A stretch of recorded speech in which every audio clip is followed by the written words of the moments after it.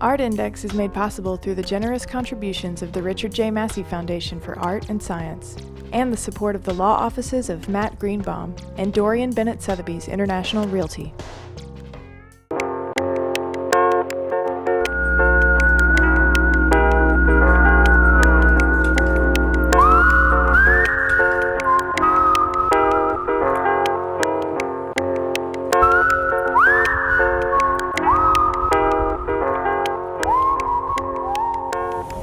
Art Index TV's mission is to take you inside the complexity of today's art world, from artist to art, dealer to museum, and educator to administrator.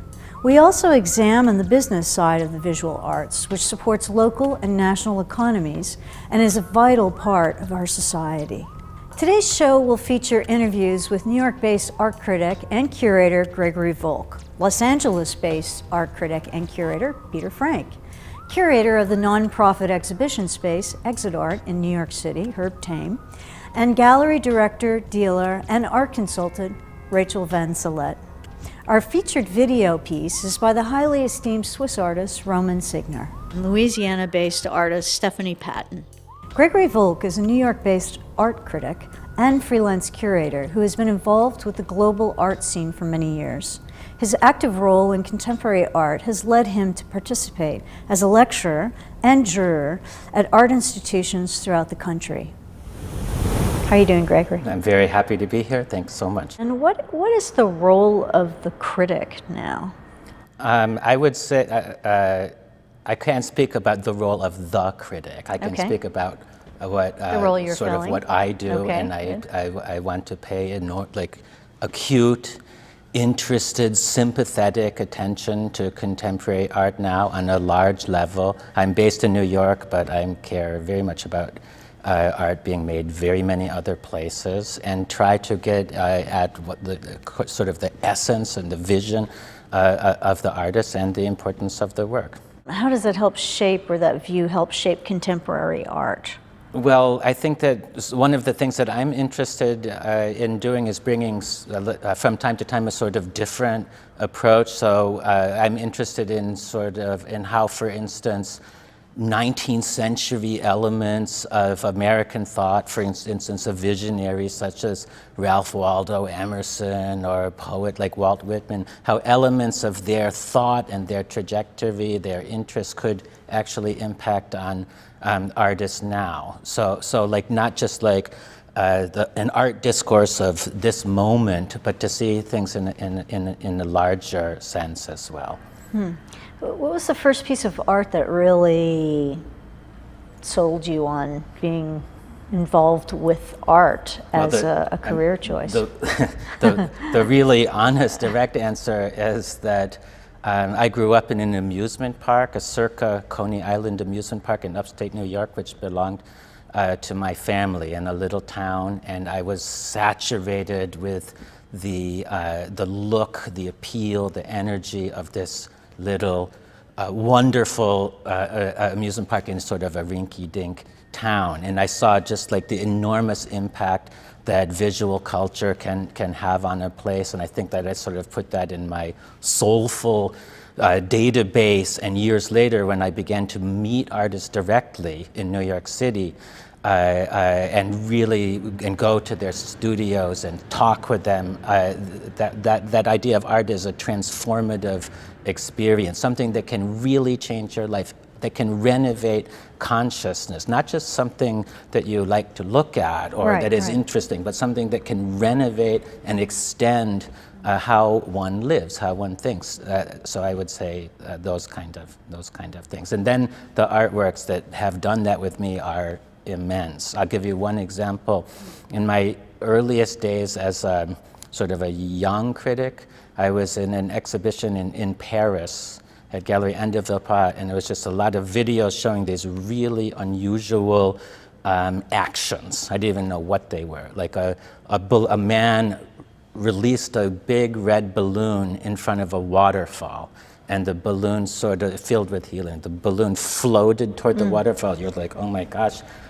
You fear for the balloon. It got to the thundering waterfall, hit it, didn't pop, got knocked back, and then kept doing the same thing, pure physics, but it's so suggesting attraction and repulsion and our closeness and distance from others. That was by Roman Signer, Swiss artist of genius, who makes oftentimes what are temporary sculptures that last 2 seconds.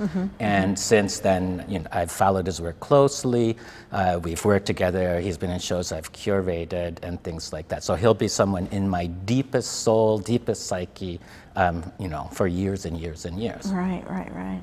So how would you define art, and more specifically contemporary art? First, I would not define art. I wouldn't define it at all. Okay. Emerson, I mentioned him before. He's one of the great visionaries in the American tradition. In his essay, The Poet, which is the first great radical statement about art making produced in this country, he had something really funny to say about poems, which had real rules about how you write a poem in the 1840s. And he said it's not meters that make a poem, but a meter-making argument. A thought so alive, so passionate. And what I take that to mean is what you're really searching for as an artist, your real vision. You have the right and duty and perhaps even the responsibility to seek out the form for those driving ideas, and no matter how unorthodox the forms are. So I'm always interested in artists who are extending themselves, who are going over borders, who are doing unusual things, and that, I think that totally influences what I said before, as art is a renovating, freedom-seeking experience. In other words, I think that art is something urgent for us and for the society. And it really is. It can be nutritious, it can be sustaining. In a speeded up time, which we live in, it can slow things down. It can invite patient contemplation, and then when the whole resonance of it is much bigger than just like this happened and then that happened. Sure. And I think it's also true. Artists themselves, and they remain my greatest source of education. They don't tend to think in sort of boxes or linear development. They're getting their inspiration from everywhere. And for me as an art critic, I think it's really important to honor the complexity and the largeness of the works and of the vision. So basically, to answer the question, contemporary art is what is art that's being made now? And it takes very many forms. Yeah. Well, thank you very much, Gregory. It's my total pleasure. Thanks for inviting me. Peter Frank is a Los Angeles-based art critic and curator, and is the editor of The Magazine LA. He is also the senior curator of the Riverside Art Museum and has worked for institutions throughout the world lecturing, educating, and presenting exhibitions. What is the role of a critic? The role of the critic is to clarify, as best she or he can, for the artist as well as the audience, the situation into which the artist is introducing his or her work, and to identify how that work is affecting the situation. What was the first piece of art that caught your attention that later was riveting and sent you reeling towards a career as a critic? I first got interested in art in 7th grade. I was interested in music at that point, and in fact, I was getting interested in avant-garde music, and wanted to take a music course in 7th grade, but that's 8th grade. So they put me in an art class. So I went in there grumbling. But then the teacher showed us reproductions of Kandinsky and Klee and Miro. And a light bulb went off, and I said, I'm looking at what I've been listening to. Oh. Which accounts for my continuing interest in the relationship of art and music. I grew up in New York, so I had access to a lot of this media. And pop art was all the rage at the time, and that caught my eye. And then I read about happenings, and that sounded even more interesting. And then at the end of the last week of 1963, I walked into a show called The Hard Center that the now forgotten but fascinating critic Nicholas Collis had organized. And it had work by Robert Morris and Yoko Ono and Robert Watts and George Brecht.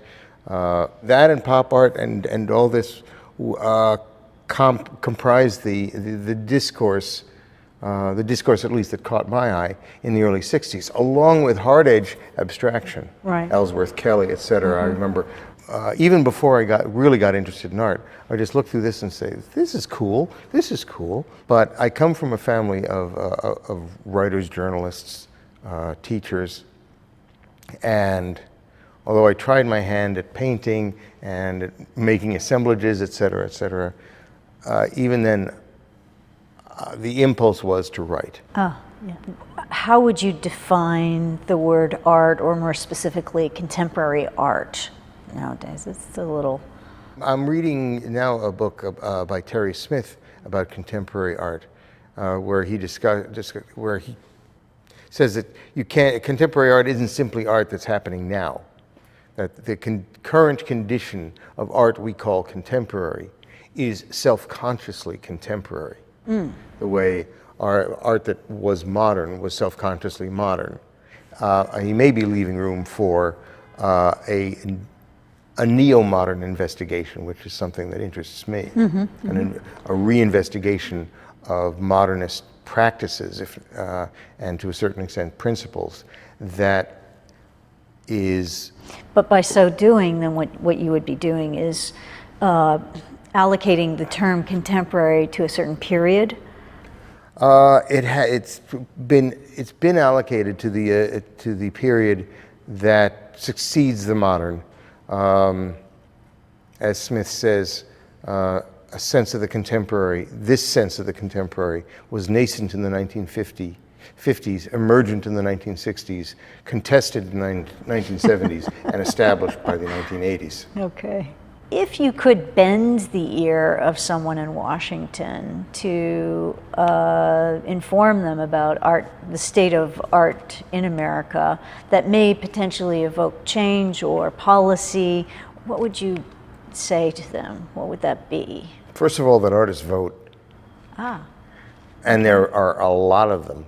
The arts communities together constitute a considerable constituency. And when I say communities, I'm doing that plural, in part because I'm including the audience, the interested audience. I buy into that NEA slogan about, a great nation deserves great art. Because I believe a great nation creates great art. Art is a primary impulse and a primary need, and is as important as anything else is in our society to us as human beings and as Americans. Absolutely. Well, Peter, thank you so much for being with us at Art Index. And thank you very much. Thank you for the opportunity. Absolutely. Herb Tame is an independent curator who has presented exhibitions on contemporary art in museums and nonprofits throughout New York City. As an associate curator for Exit Art, he conceptualizes group exhibitions that address themes currently relevant in today's political climate. How long have you been a curator? I've been a curator for 6 or 7 years now, and only recently have I had a job as a curator. I used to do it independently when I started, and then I was able to be staff curators at the Queens Museum in New York, and then at Exit Art. Oh, cool. Now. Yeah. So what makes a good piece of art? I mean, what are you drawn to when you're looking for young, emerging artists? What are the components that you're looking for? Generally, what I look for is a way of thinking, a kind of investigation that is deep sometimes, and again, according to the situation, and that sort of goes beyond a surface treatment of whatever subject that the artist is dealing with. what I look for is ways of thinking that are complex. So how would you define the role of a curator then? A lot of it is project management and making sure things are happening when they should, how they should, and that we're not spending too much money on them. I mean, it's unfortunately that's what goes into it. And yet I also enjoy those aspects of the job, and they actually make up, what curating is, which is a way to organize objects and ideas, people, and again, ways of thinking. And to me, that's essentially what it is a way to organize so that other people can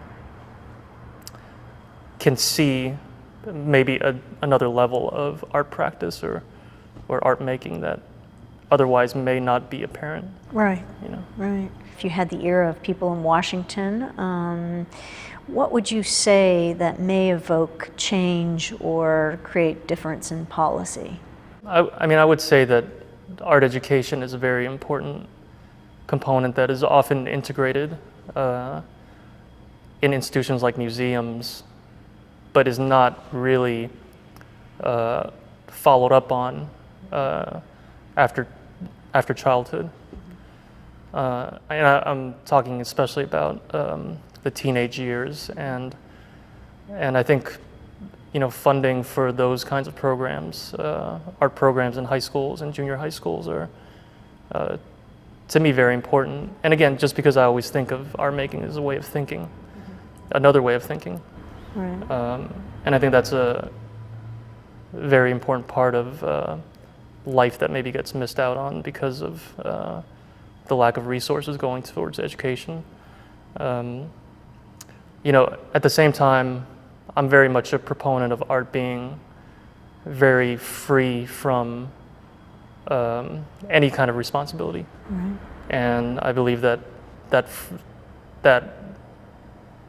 a great amount of freedom for artists is really what makes art making like a very contemporary practice. Okay. And what makes it relevant all the time, because it's at the end of the day an expression of freedom that's given to a society as a whole, and that expresses what America is essentially. And I think that's also very important to remember, is that we don't want to take it back to the 80s and the culture wars when the government was so involved in what the NEA was doing. What the NEA was doing, and how they how they wanted to impose their will and their views on art making. Right, right. And I don't want to see us go back there. If that means that certain Right. freedoms will be taken away. Right, right, right. Well, thank you very much, Herb, for being with us. Rachel Van Celette is a former director of Yves Lambert and Barbara Gladstone Galleries, and has a rare insider's perspective on the commercial side of the art world. As an independent consultant, she keeps an eye on current trends and upcoming artists in an ever-evolving art market. Hi, Rachel. How are you? I'm good. How are you? Very good, thank you. Thank you for coming to our show. What is the role of a dealer? Role of a dealer. Well, it depends on what point of view you're looking at. I guess my role as a dealer right now has been working with different collectors to tap into what's happening in the market and to purchase works at art fairs and galleries. So I'm more of an independent dealer. If you think about dealers that are working in the guise of galleries. Because I know you have that experience. Yeah, and I worked at you were with Barbara Gladstone for a number of years? Yeah, Barbara Gladstone and Yvonne Lambert. So that is a different point of view where you're actually selling within the guise of a certain artist segment, which is a certain group of artists that you're actually dealing to collectors. What makes a good piece of art? What catches your eye? What is that Ooh. apple that draws you in? I know it's a really broad topic because there could be so many different mediums, and each one has its. I think it's really about training your eye and looking. I think for what I do, it's constantly looking at everything. And the more that you see, the more that you know. It's also about looking at artists in a group setting too. For when you're building a collection, you may want to have a dialogue among the artists, perhaps in age or technique or ideas. So what goes into choosing artists for a gallery then? For a gallery, it's often the main dealer, and it's a personal relationship between the person who is the owner of the gallery and their knowledge or base, or who they've encountered over their years, or who interests them. So it's a collective of artists that they feel that represent what they want to show to the public. So I think in this day and age, it could be different. It might be one artist comes into the gallery and then there's a group of artists that have been working together and they become part of the program. So I think there's a lot of different factors, but often it's mainly the person that you see on the front door. The person who owns the gallery is the final decision maker. And then there's directors who work, which is something I did for many years as a director of the galleries, who also establish relationships with the artists and bring them into the gallery.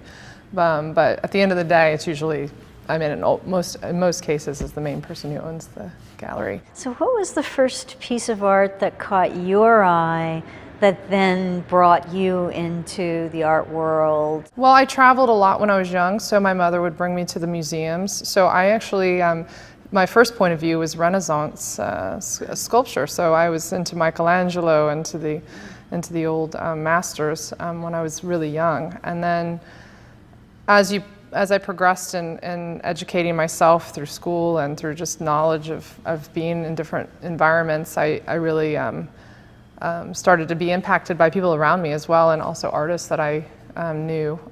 And so I can't say there's a particular one that just stepped me into it, but I've always been such a visual, I take it in a certain way that I just need to have it in my life. So I think it's something that I can't say there's one pivotal work that I would change me, but I would definitely say that I have a top roster in a way. I would say Anish Kapoor was someone who really transformed my point of view when I saw his Tate show in 2002 in the Tate Turbine Hall, which changed my point of view. So I've had pivotal moments throughout my years. Still sculpture. Still sculpture. That have kept me, engaged in what I do. So. Yeah, Anish Kapoor has a phenomenal piece in Millennium Park in Chicago. It's just really amazing. It's probably the most interactive piece of sculpture on the planet. There is always thousands of people standing around it and getting their different perspectives and really experiencing altered space in that way. How do you define art and contemporary art more specifically? Wow, the definition has broadened throughout the last years. I was just having a wonderful conversation with somebody about performance art that now is being incorporated at the Guggenheim in the way of their programming. So I think contemporary art it's expansive. It can be from a performance, it can be from a happening, it can be a piece of art that you find on the wall. So I think it is something that's current. I would say it's a current idea. Right. There are many artists who have different vocabularies around what contemporary art consists of, but I think if you have something to say and you have an audience for it in some way, that in itself can be a contemporary moment or contemporary art.